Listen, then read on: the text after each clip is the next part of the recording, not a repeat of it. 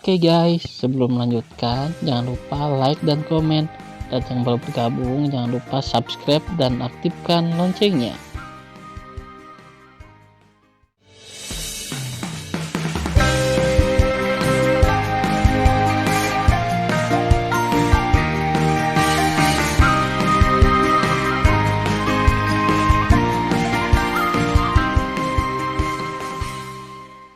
Episode 18. Melanjutkan cerita sebelumnya. Badai energi dari 8 leluhur Liu Feng dan Kaisar meledak ke arah pelarian Tan Yun dengan cepat. Wah! Tan Yun, yang terluka parah, mengalami gangguan pernapasan, dan dia terus menyemburkan darah dari mulutnya. Dia putus asa pada jarak dia melarikan diri. 30.000 sen, 50.000 sen, 80.000 sen, 90.000 sen. Ketika Tan Yun melarikan diri dari tanah ledakan diri Liu Feng sebesar 95.000 sen, dia merasakan aura tirani menyapu kehampaan di belakangnya.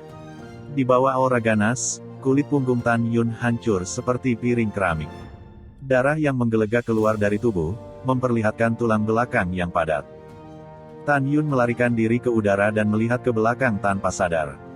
Ketika dia melihat pemandangan di depannya, dia diam-diam berkata di dalam hatinya, sudah berakhir. Aku khawatir kali ini benar-benar akan mati. Tapi melihat, di belakang Tan Yun, badai energi yang meledak dalam kehampaan, dengan kehampaan gelap yang runtuh, menelan Tan Yun. Apa? Tan Yun mengeluarkan suara lemah dan menyakitkan dan kehilangan kesadaran. Samar-samar terlihat di malam hari tubuh Tan Yun yang seperti gunung langsung kehilangan kesadaran setelah dilanda badai energi. Saat Tan Yun mengalami koma, tubuhnya tiba-tiba menyusut dan menjadi orang normal.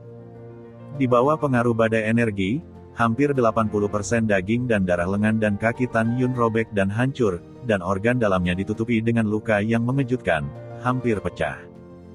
Keseriusan cederanya Tan Yun telah menduduki peringkat 3 besar dalam cedera yang tak terhitung jumlahnya dari manusia hingga sekarang. Segera badai energi menghilang, tetapi gelombang ledakan yang kejam membawa Tan Yun bersamanya, dan kecepatan cahaya berputar-putar di langit malam. Setelah 1 jam, malam semakin dalam. Malam berkabut, bintang berkabut, dan langit malam diterangi oleh kunang-kunang kecil. Di kedalaman puncak timur dan pegunungan wilayah bintang manusia, kabut dan awan yang mengalir perlahan menggeliat, terjalin dengan surga, bumi, dan dewa yang kaya, membuat lembah dewa yang dikelilingi pegunungan semakin indah. Di pegunungan seluas 100.000 meter persegi ini, kabut bergulung dan terlihat samar. Di bawah kabut terdapat danau dengan sumber air panas alami. Lembah ini adalah area terlarang dari kuil Tianmen, Danau Sengu. Hanya 1 orang yang bisa masuk, dan itu adalah pemilik istana dari salah satu dari 4 keindahan kuil Tianmen, Fang Zixi. Kecuali dia, siapapun yang masuk akan dibunuh tanpa ampun. Pada saat ini, di atas Danau Sengu yang tenang, terdengar suara surga. Aliran gunung naik dengan awan, bulan keperakan adalah malam yang berkabut, pemandangan yang sangat indah. Segera, di atas Danau Sengu, dikelilingi oleh pegunungan dan pegunungan, seorang gadis muda jatuh dengan anggun dari langit berbintang menuju danau. Gadis itu berusia sekitar 28 tahun. Dia memiliki sosok ramping dan mengenakan kerudung sutra hijau. Kulitnya seperti salju, kepalanya, bibir merah tua, dan gigi cangkang. 3.000 sutra hijau menari dengan angin, pinggangnya penuh dan dia menahannya, seolah embusan angin bertiup. Dia tidak lain adalah pemilik istana kuil Tianmen, Fang Zixi. Berdesir. Ketika Fang Zixi jatuh ke udara, tangan giok yang lemah dan polos itu dengan lembut menarik busur di pinggangnya, dan rok panjangnya jatuh seperti pita warna-warni yang mengapung di bebatuan di danau.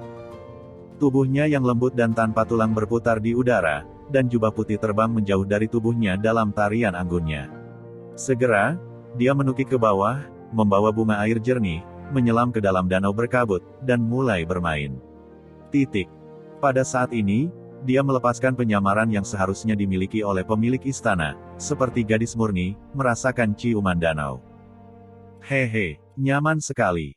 Dia seperti ikan bebas, berenang di air danau, dan pemandangan malam di sekelilingnya, membuat sketsa gambar seorang gadis bermain di pemandian malam. Dia tidak khawatir tentang seseorang yang menerobos masuk, karena dia adalah penguasa istana, dan seluruh alam dewa 4 benua akan gemetar. Setelah beberapa saat bermain-main, dia memejamkan mata dan berbaring telentang di danau, samar-samar terlihat dalam cahaya malam. Dia sangat cantik. Merayu. Arus udara yang kuat menyapu dari langit menuju danau, meniup dedaunan dari aliran gunung. Dia masih tidak membuka matanya, dia tidak peduli sama sekali, menurutnya, itu hanya angin yang sedikit lebih kuat. Namun, di adegan berikutnya, dia berada dalam naluri wanita dan menjerit. Tapi bau darah menyebar ke paru-parunya. Ketika dia tiba-tiba membuka matanya yang indah, dia melihat seorang pria yang tidak dapat dikenali dan mengerikan dengan hampir hanya tulang yang tersisa. Dia hanya jatuh ke tubuh telanjangnya dengan percikan air. Apa? Fang Zixi melihat seorang pria di pelukannya, dia menjerit, dan segera, dia mengambil semburan air dan melayang di udara di atas danau. Saat Fang Zixi memberi isyarat, jubah putih dan rok panjang terbang dengan kecepatan tinggi, dan dalam sekejap mata, balutan selesai. Fang Zixi merasa malu dan marah saat mengira seorang pria baru saja menyentuh tubuhnya. Fang Zixi berbicara dengan dingin, tidak melihat gerakan apapun, tetapi melihat Tan Yun di danau naik ke langit, melayang di depannya. Hah? Fang Zixi mengangkat alisnya sedikit, dan bergumam pada dirinya sendiri, dia hanyalah murid dalam dari lapisan ketiga ranah Raja Leluhur, mengapa dia sampai di sini? Orang lain mengejar, atau alasan lain. Demi kamu tidak sadarkan diri dan tidak melihat penguasa istana akan menyelamatkan hidupmu. Setelah itu, Fang Zixi menjentikkan lengan gioknya, dan kekuatan lembut menyeret Tan Yun dari danau. Rok Fang Zixi terbang, dan setelah dia jatuh di pinggir danau, dia mengerutkan kening ketika dia melihat Tan Yun yang tidak bisa dikenali dan tidak bisa mendengar detak jantungnya. Menurutnya, Tan Yun harus berkelahi secara pribadi dengan murid yang sama yang melanggar aturan istana, atau Tan Yun dikejar dan dibunuh. Sebagai penguasa istana, sejak dia bertemu, dia harus bertanya dengan jelas apa yang terjadi. Fang Zixi melepaskan pengetahuan spiritualnya dan mulai memeriksa luka Tan Yun. Setelah beberapa saat, dia menarik kesadarannya dan menggelengkan kepalanya.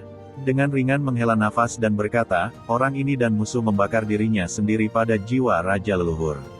Sekarang jiwa Raja Leluhur hampir hilang.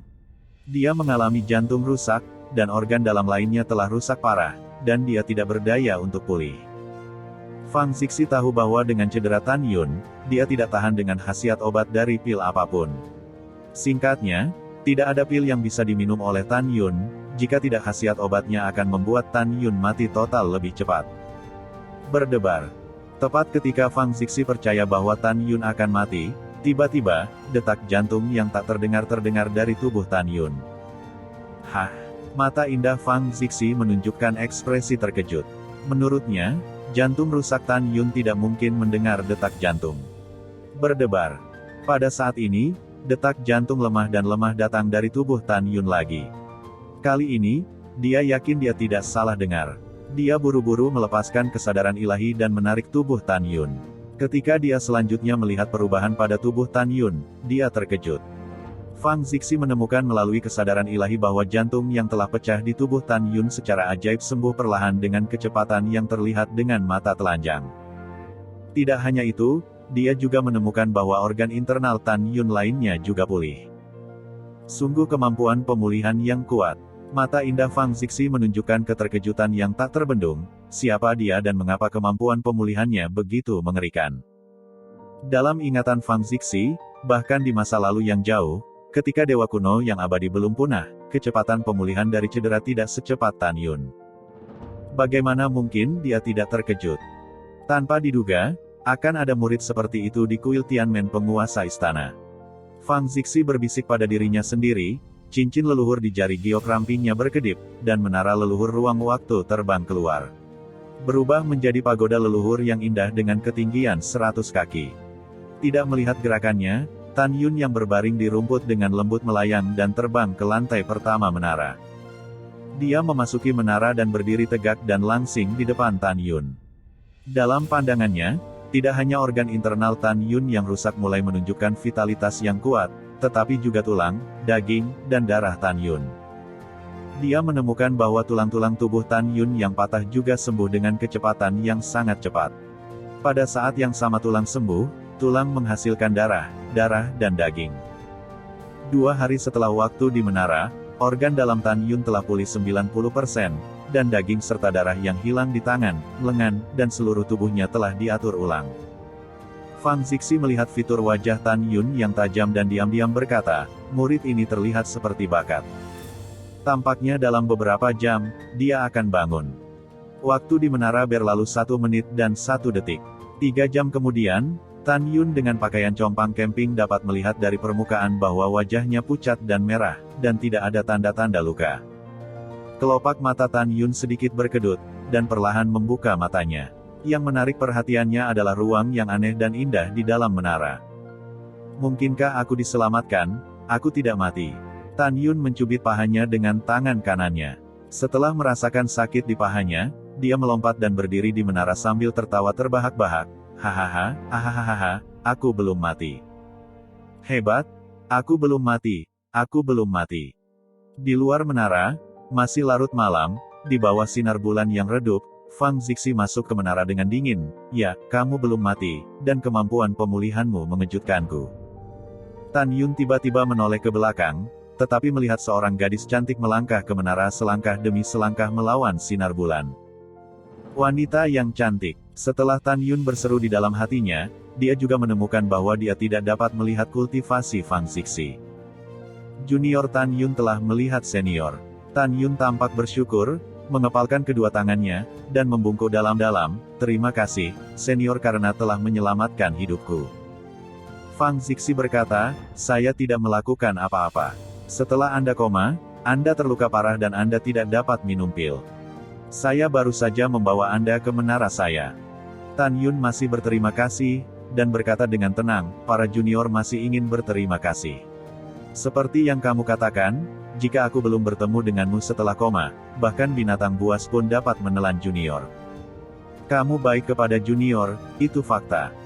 Fang Zixi menganggukkan kepalanya, yang dianggap setuju dengan sudut pandang Tan Yun. Penolong, siapa namamu? Tanya Tan Yun. Nama itu tidak penting. Fang Zixi berkata, mari kita bicarakan, apa yang terjadi padamu di kuil Tianmen, apakah itu akan sangat menyakitkan? Mendengar itu, wajah tampan Tan Yun menunjukkan niat membunuh yang mengerikan, dan cahaya dingin muncul di mata bintang, junior itu dikejar dan dibunuh, dan akhirnya kabur dengan putus asa. Mengapa mereka membunuhmu? Fang Zixi bertanya. Mengapa? Tan Yun tersenyum pahit, balas dendam padaku. Dengan aturan istana, mereka berani melakukannya padamu. Fang Zixi bertanya. Tan Yun tersenyum dan berkata, apa gunanya aturan istana di dunia ini yang mendominasi yang lemah dan yang kuat? Kamu meremehkan aturan istana saat ini. Suara Fang Zixi dingin. Tidak, kata Tan Yun, senior, tolong jangan salah paham, junior tidak pernah membenci aturan istana.